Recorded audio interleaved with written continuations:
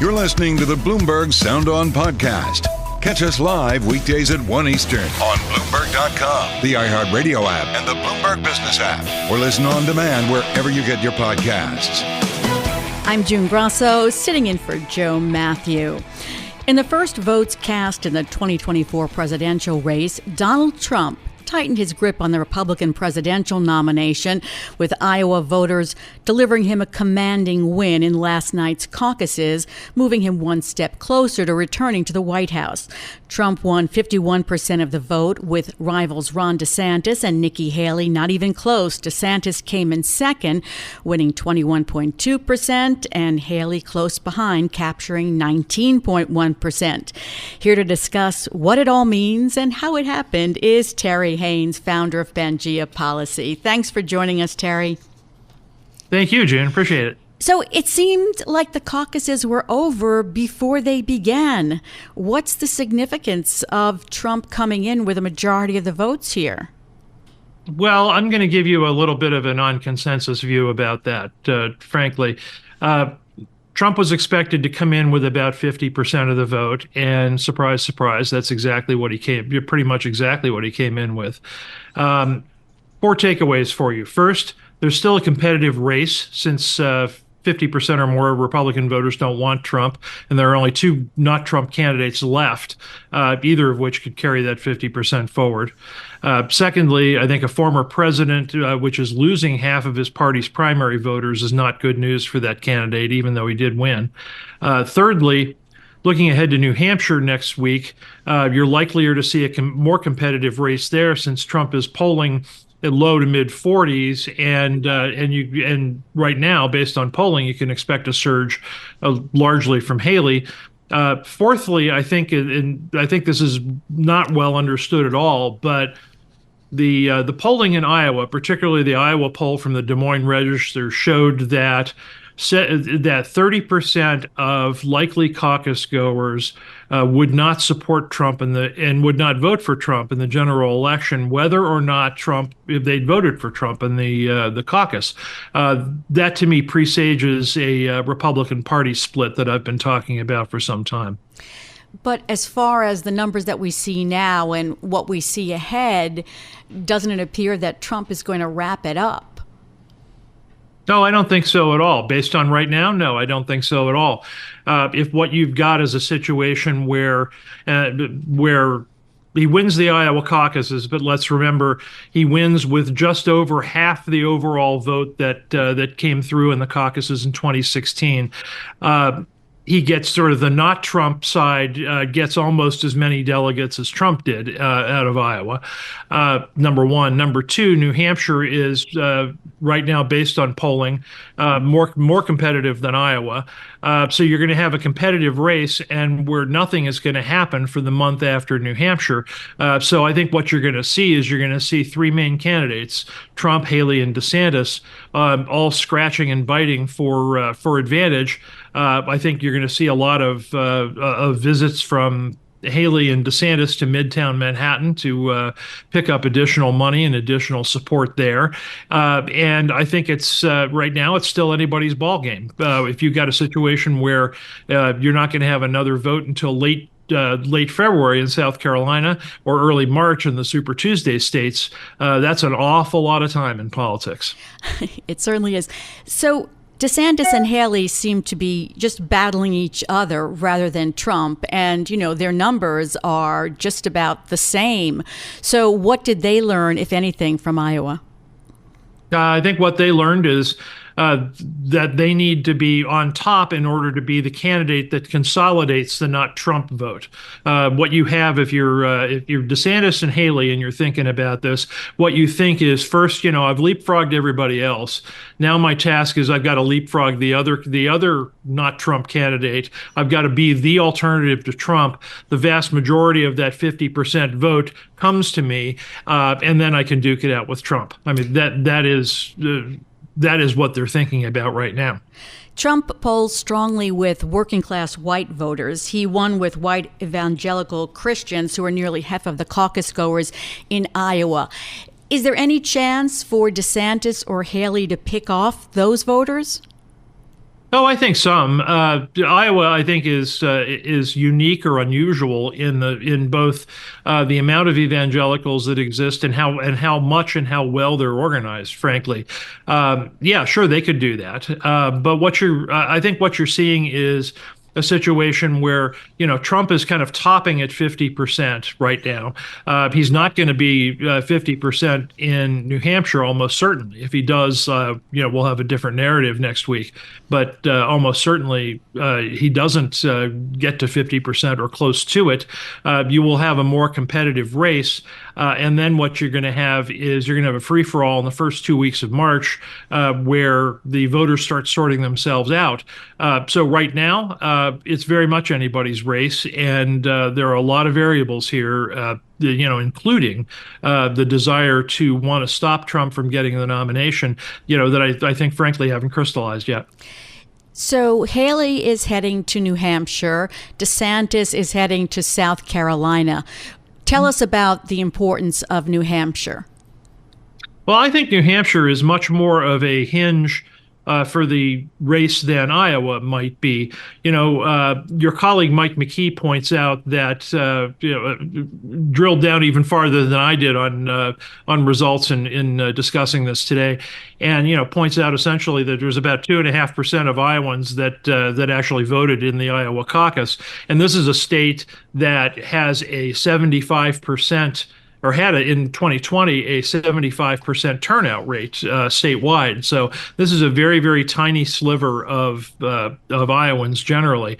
New Hampshire, I think, is more of a hinge, because what you have is a situation where Haley looks like she's surging, looks like she's competitive, and the not Trump vote today exceeds the Trump vote. And so if that's a trend and that continues over the next month or so, then you've got a much bigger race. But if over the next week Trump tamps that down and New Hampshireites come away from this thinking, well, I'm probably going to vote for Trump over Haley, let's say, then that narrative gets shot to pieces. But right now, it's still very much anybody's ballgame in New Hampshire. And what happens in New Hampshire, frankly, flavors the race going forward, where people will spend the next month after New Hampshire saying, well, is Trump actually invincible? Well, seemed like he was in Iowa, but maybe not in New Hampshire. And that provides some running room for Haley and DeSantis to try to keep consolidating the vote. And DeSantis going to South Carolina and basically skipping New Hampshire. Mm-hmm. What is he giving up by doing that? Well, he's giving up New Hampshire competitiveness, obviously, but DeSantis's idea all along was he was going to go as hard into Iowa as he possibly could. He was going to be as well organized as possible. That probably brought him the scraping out the second place that in fact happened. He got the endorsement of the vast majority of the regulars in the Iowa Republican Party, from Governor Reynolds on down, and he also got the evangelical endorsement. I think he thinks that he could play whatever the result in New Hampshire is. He can play well in South Carolina. Firstly, secondly, it's an awfully good opportunity for him to go take Haley out, since if she's weak in her own home state, DeSantis would think that would turn the not Trump side of the vote much more to DeSantis. So do you think that DeSantis has an advantage over Haley at this point?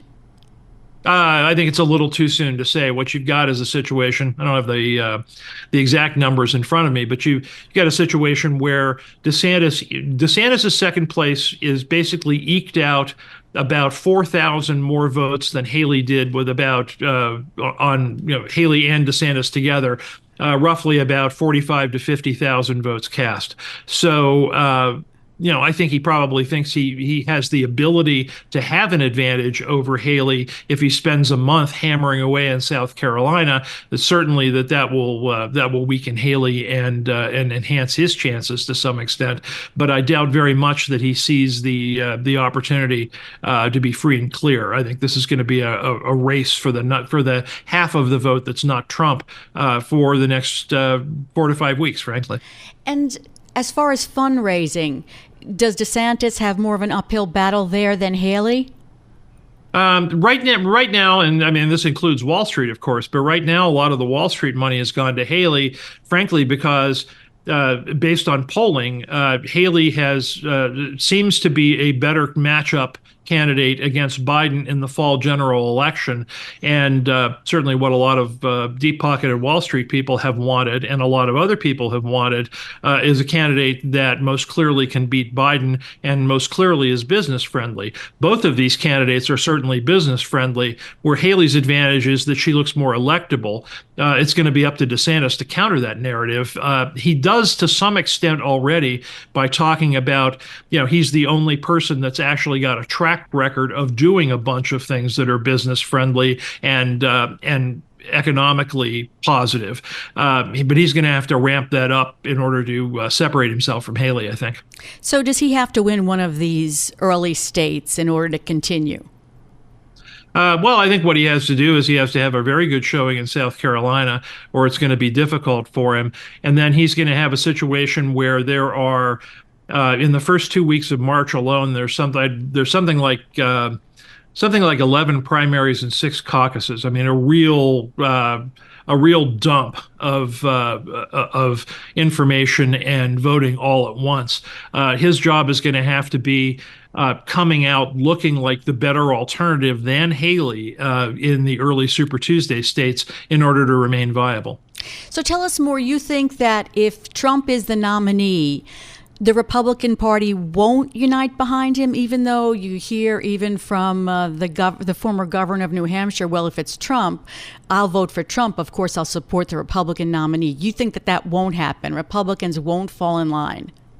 I'll take the quote that you just gave me. I will vote for Trump and I will support the nominee. What isn't said there is that I will actively go out and try to make the nominee win. I think what you're going to have is a situation, and this is developing, and I think it develops into the spring and summer, frankly. But if Trump is the nominee, you're going to have a situation where Republican luminaries in the Republican Party are going to say to themselves, "What's better for me?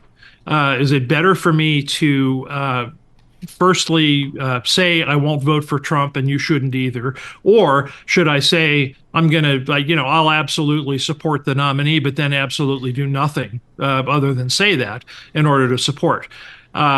There's that, number one. Number two, I point out and have for the last several days, one of the most interesting findings of the Iowa poll, the Des Moines Register runs, a very accurate kind of gold standard poll, which showed that about 30% of Iowans who were going to vote in the caucuses said they wouldn't support Trump in the general. I think you get a voter split here too. And the way I look at Trump and have looked at him for some time is a lot like a pig in a python. What's really, if you're an office holder, if you're what I call a Republican luminary, your interest is in getting past Trump as much as possible. If you're not enamored of Trump in the party, you want him past you. If you're very enamored with Trump, but he loses, well, then maybe you become more prominent as a result of that. But either way, the way to get past Trump is to have him lose, and that's the way politicians think, and I think you'll see a lot more of that coming up. Terry, I think we'll leave it with Pig and the Python. And thank you so much for being with us. That's Terry Haines, founder of Pangea Policy. You're listening to the Bloomberg Sound On podcast. Catch the program live weekdays at 1 Eastern on Bloomberg Radio, the TuneIn app, Bloomberg.com, and the Bloomberg Business app. You can also listen live on Amazon Alexa from our flagship New York station. Just say, "Alexa, play Bloomberg 1130. It was Taiwan's most hotly contested election in decades, and Taiwan elected current Vice President Lai Ching-te as leader of the country at the center of U.S.-China tensions, putting in power a man Beijing has branded an instigator of war. What happens next is anyone's guess. Joining us is Sean King, Senior Vice President at Park Strategies. Sean, just set the stage a little bit. Explain China's warnings before the election. Beijing had said Well, Beijing is uncomfortable even discussing Taiwan's elections because their theory is that people who are Chinese are incompatible with Western-style democracy. So even acknowledging that people in Taiwan have a choice to their leader sort of betrays their own system at home. But they had let it be known that they were interested in either one of the opposition candidates winning and not the current vice president, who is now the president-elect. So if anybody at all listened to what Beijing was saying, however cryptically they said it, they rejected it. And now, so the situation is China says Taiwan is part of China, even though the Communist Party that has never controlled Taiwan. What is this a source of continuing, animosity between China and the U.S., and does this election threaten to ratchet that up? Well, starting first in the late 17th century, Taiwan has been part of China for a total of 217 years, but only for 4 years since 1895 and not at all since 1949, at least governed by the mainland. But the fact is that it's never been under PRC control, and the PLA, the People's Liberation Army, has never set foot on any part of Taiwan. So even though Taiwan has been part of China historically at different points in its history, and before that, it was actually home to Dutch and Spanish settlements and settled originally by Austronesian Aboriginal peoples, it's never been under PRC control. So if you listen to Mao and Kissinger from the old days and PRC officials today, Taiwan is the main irritant or the main issue in U.S. PRC relations, because until 1979, we recognized the government in Taipei as the Chinese government, as opposed to Beijing. We never recognized Taiwan as Taiwan per se, but we just recognized the government there as the sole legitimate Chinese government.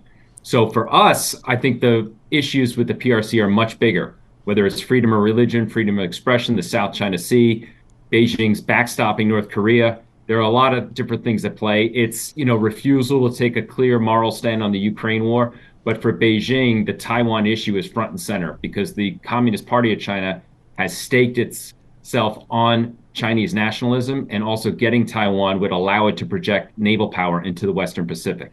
So right now, I would say, especially from Beijing's side, Taiwan is the number one issue in U.S. PRC relations. So then how big of a loss was this for Beijing to have Taiwan ignoring its warnings, however subtle they may have been? Well, the fact that people on Taiwan are voting at all is a loss for Beijing, but this in particular is an extra special loss. But people have been ignoring or turning their noses up at Beijing's warnings ever since 1996. In 1996, when Taiwanese had the audacity or temerity, as you would hear PRC officials say it, to actually vote for their first freely elected president, Lee Teng-hui, who got his PhD at Cornell, I might add, they shot missiles into the Taiwan Strait, hoping to intimidate people from going to the polls. Even more people showed up. When Zhu Rongji, the premier of the PRC in 2000, voted people not to vote for Chen Shui-bian, he did end up winning in a three-way race, and most people think that got Chen at least 2 to 3 extra points in the polls. So I'm sure whatever interference Beijing tried this time only made people more sympathetic to Lai.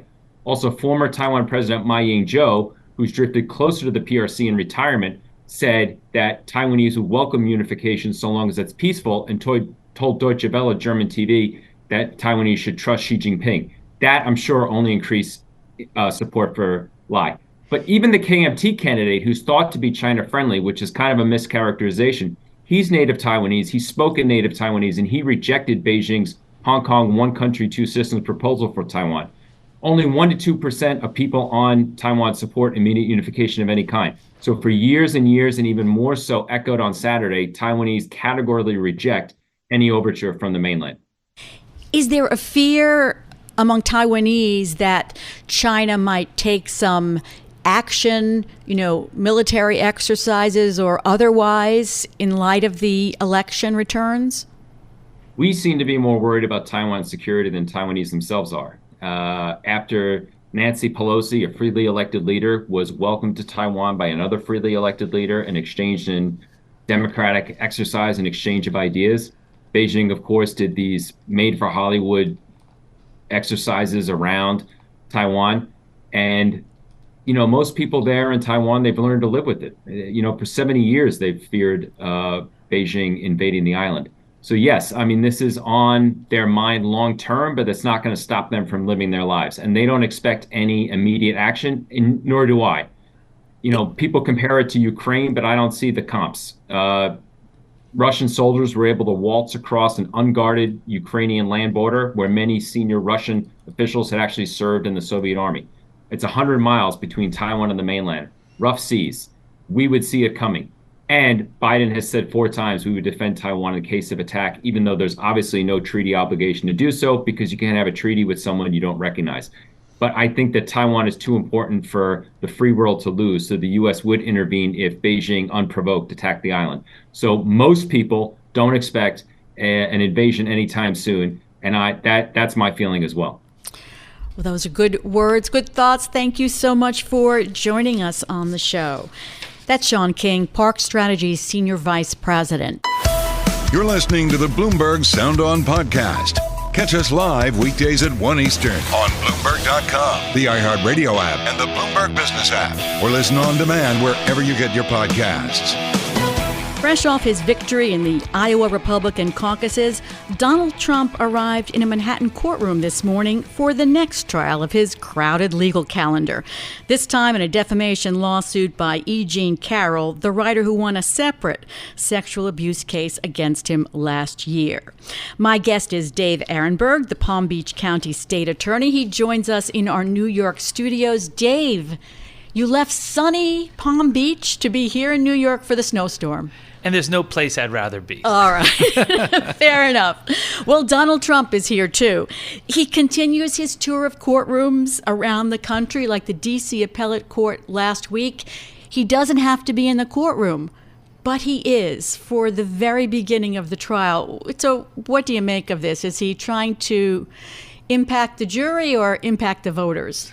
Impact the voters. This is all about public relations. This case has already been lost. The judge said we're not going to relitigate the past trial, which said, according to the jury, that Donald Trump committed sexual assault against E. Jean Carroll and committed defamation against her. So now we're just talking about damages. How many millions in compensatory and possible punitive damages will be assessed?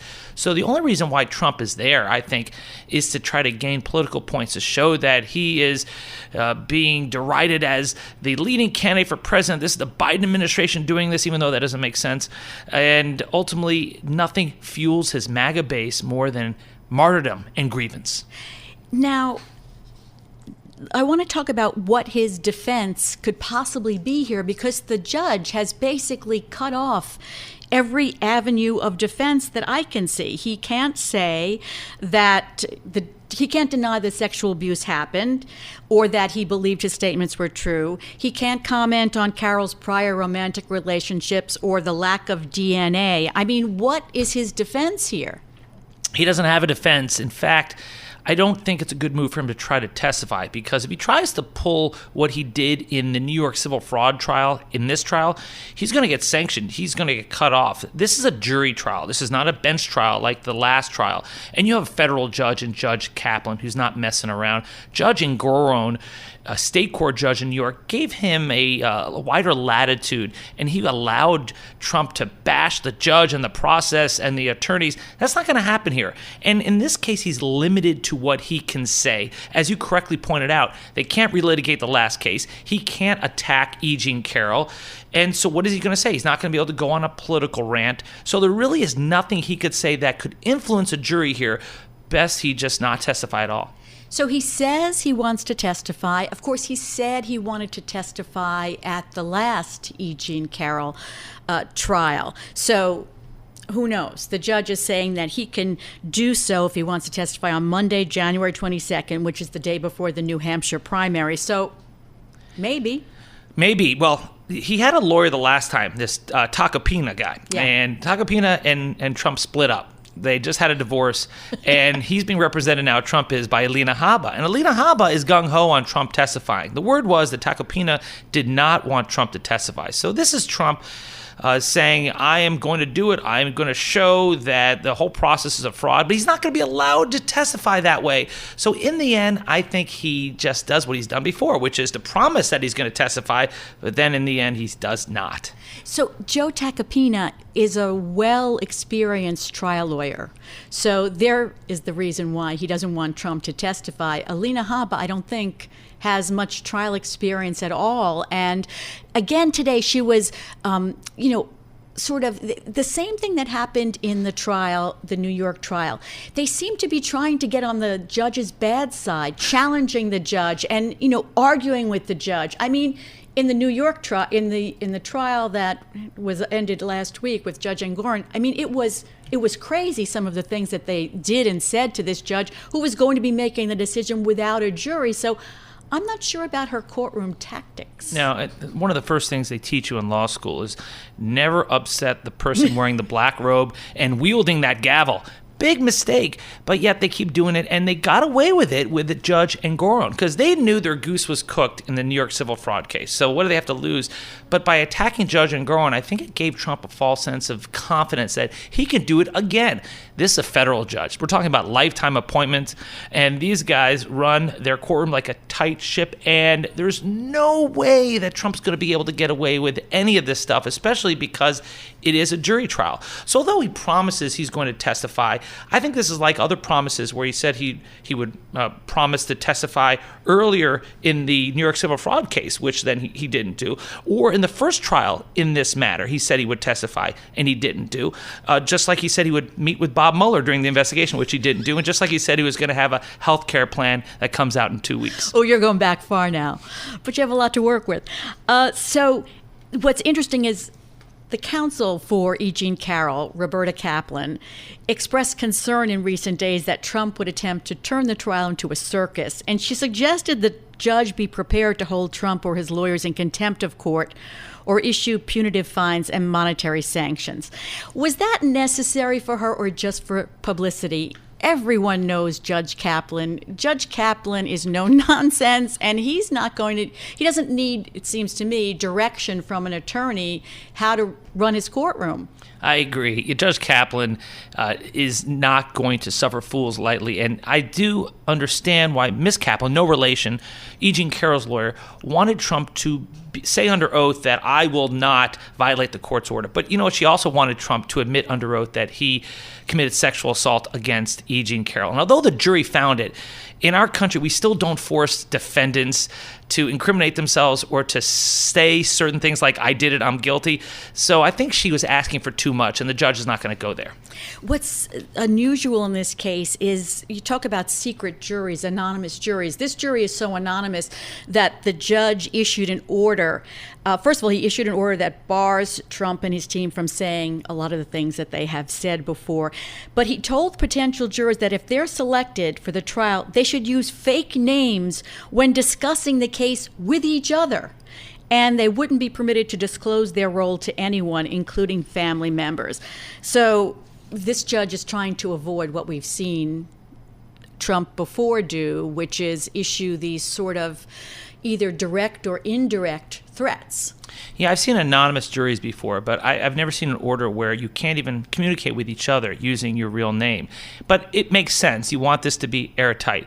But it really tells you what kind of political culture we're in now, what kind of country we're in now, where you have the threat of violence against your political and legal opponents that's so pervasive that you need an anonymous jury like you do in mafia cases when you are trying a former president and the leading candidate for president in the Republican side. This should never be normalized. The fact that the person who won the Iowa caucuses has to get on a plane and go to a courtroom where he's already been found liable for sexual assault should never be normalized in this country. Well, also, increasingly, judges are being threatened. In fact, in the civil fraud trial, before the closing arguments, Judge Engoron was also threatened. And it's very difficult to be able to protect the judges now. Another kind of area where we hadn't been used to that before. Yeah, judges get their houses swatted, they get threatened, their families get threatened, and, we just seem to accept it. This is not how a functioning democracy is supposed to work. We're not a fascist country, at least not yet, and you're not supposed to threaten your political or legal enemies. But that is what certain elements of the MAGA movement have done. And look, it's not everyone, but you have extremists within the movement who think that anyone who attacks the leader needs to be threatened and really possibly even killed. And that is absolutely unacceptable. And we need leaders to stand up and say, no, this is not to go on any longer. Now, Trump, what's curious to me, but he's escalated his attacks against E. Jean Carroll. He's repeated what's already been determined in the last trial to be defamatory. So actually, it wasn't after the close of the closing arguments last week. It was during the New York Attorney General's closing arguments. Trump held his own press conference downtown in his building, on the Woolworth building, and he repeated that he'd never heard of her before. He didn't know who she was. So, I mean, we're going to keep having trial after trial after trial if he repeats the defamation? Yes, until the costs of saying these things is so great, where he gets hit with such punitive damages that it's not worth it anymore. So one of two things has to happen for this to stop. Either the punitive damages in this case or a subsequent case has to be so great that he decides it's not worth it, or he actually gets a political hit from it where his poll numbers drop, and then I think he'll back away from it. But right now, neither of these things has happened. He got fined $5 million in the first case. That's not enough for him to change his behavior, and he just won the Iowa Caucus. So as long as he keeps winning, he's not going to change his behavior. Let's turn to It could come down this week. Let's turn to the case of Trump's claim of absolute presidential immunity in the D.C. Circuit Court. And the question that was heard round the country from Judge Florence Pan about whether or not you could assassinate your political rivals and get away with it because of presidential immunity.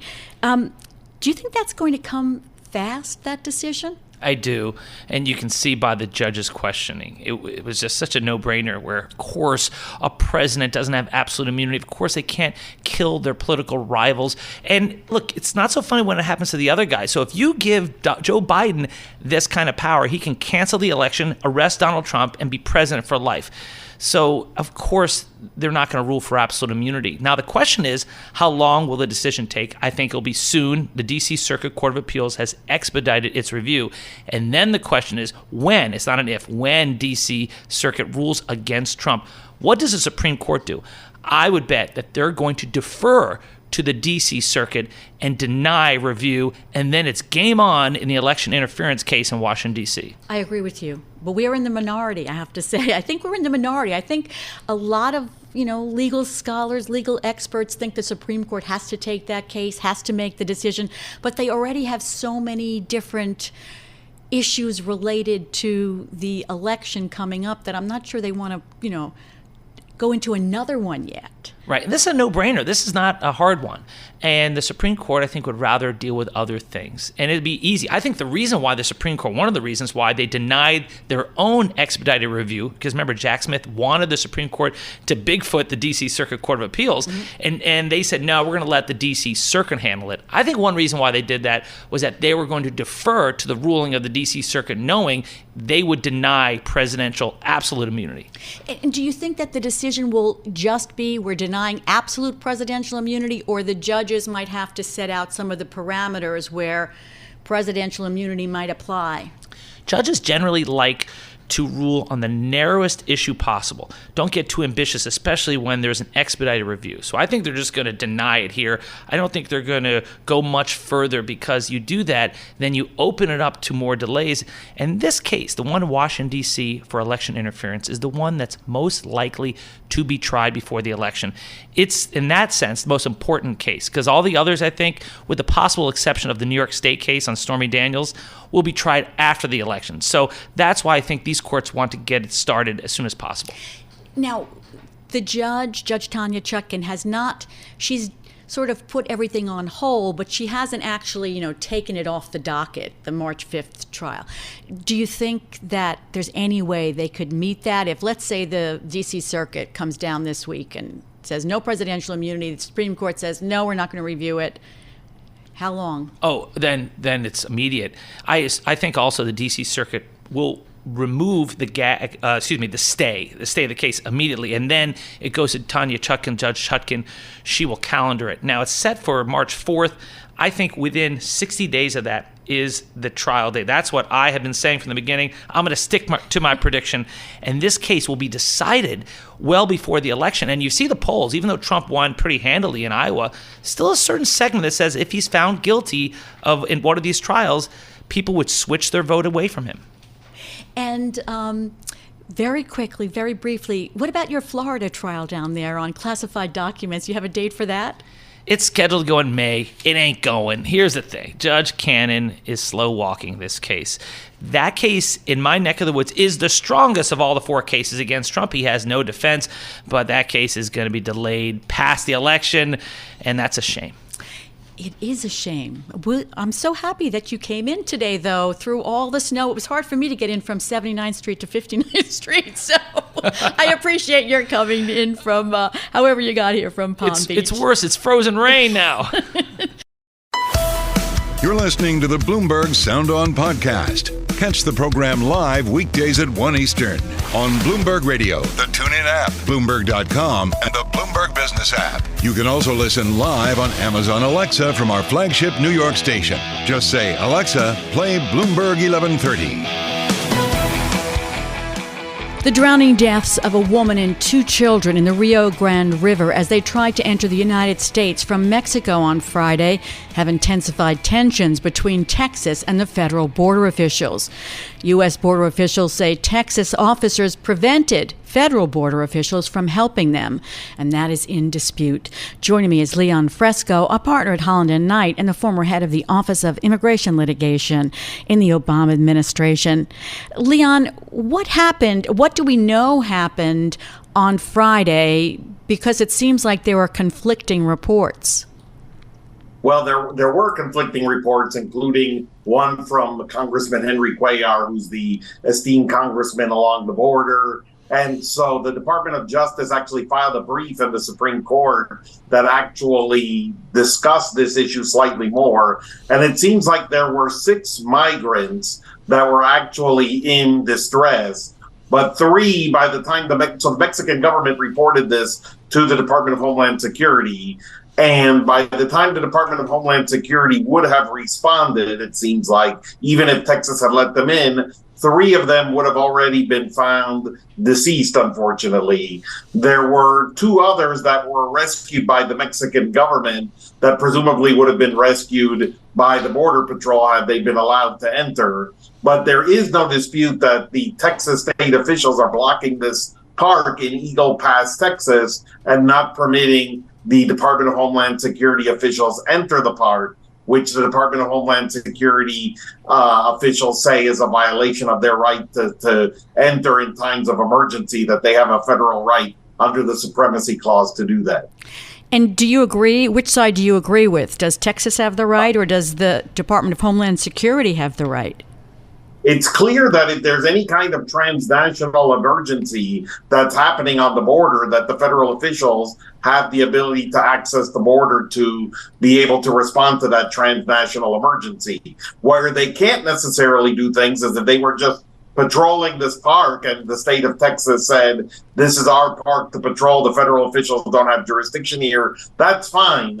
But in these situations of an emergency, there's no doubt that the federal government has the authority to enter. And so the Texas government not allowing them to enter will probably lead at some point to some sort of injunctive relief that will then, if it happens again, could lead to contempt of court findings. So Texas Governor Greg Abbott has been escalating the tensions with the federal government over immigration at the border.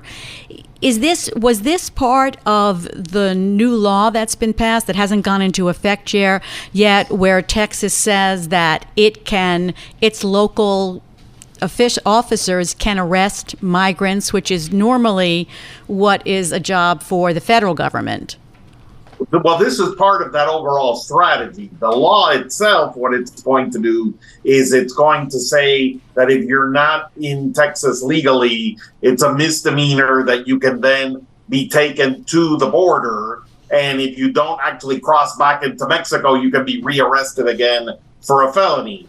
And so all of these areas that are being enclosed are part of this overall strategy to be able to have places to take people to along the border and say, here are your two choices. Either go back into Mexico, or if you try to come back in, we will arrest you under the Texas law. Of course, the legality of that Texas law is currently under review at the courts and is probably going to work its way all the way up to the Supreme Court. So, Leon, this is all part of the bigger problem of immigration and the security at the southern border. And in the Iowa caucuses, that was one of the major concerns of the caucus goers there, of course, Republicans, but one of the major concerns. What is the status there? We were talking before about negotiations over immigration among, lawmakers. I haven't heard about that for a while. What's the status of that? Well, one of the biggest problems happened the last few days where House Speaker Mike Johnson said that he thought that there wasn't any legislation that would be able to be created by this Senate group of negotiators that would be acceptable to the House, such that this needed President Trump to be able to come in and be able to solve this problem. And that what President Biden needed to do was just unilaterally act with any powers that he had, but that the legislation to solve the border problem would be too weak if it was the current legislation that's being talked about by the Senate. I don't think that's going to be the last word. I think that's posturing in many cases. I do think the White House wants a deal. The White House has actually brought in all the relevant negotiators and chairmen to speak later today at the White House to try to get a deal. The White House very much wants a deal. They're negotiating in areas that make many very Democrats very uncomfortable with regard to what kinds of limitations they're willing to accept along the border. But at the end of the day, it's going to come down to, can the Senate pass something? And if the Senate can pass something on a bipartisan basis, then they can make the House look really badly. If they refuse to pass something, then it becomes evident that the House would be the ones blocking progress. And there are some areas where the Senate negotiators have come to agreement, right? Absolutely. The Senate has some spots with regard to sort of a re-implementation of Title 42 authority, which was the authority to automatically expel people at the border who don't come in through the ports of entry, who actually try to come in illegally in between the ports of entry, with limited exceptions for very extreme humanitarian cases. Also, an expansion of detention for those kinds of people who enter the United States and are waiting for their cases to be heard. But the area that's not yet resolved is there are these 30,000 people per month that the Biden administration is allowing legally to enter the United States from Cuba, Haiti, Nicaragua, and Venezuela, that the Biden administration argues is necessary so that people don't enter illegally, so that people wait in their countries and apply for this program. The Republicans want that program eliminated, and they also want it to be eliminated that basically under almost all circumstances that the Biden administration couldn't find someone with urgent circumstances on the border and admit them in legally. And so those two areas are under debate about whether those will be accomplished or not. Thanks so much, Leon. That's Leon Fresco, a partner at Holland & Knight. Thanks for listening to the Sound On podcast. Make sure to subscribe if you haven't already at Apple, Spotify, and anywhere else you get your podcasts. And you can find us live every weekday from Washington, D.C. at 1 p.m. Eastern Time at Bloomberg.com.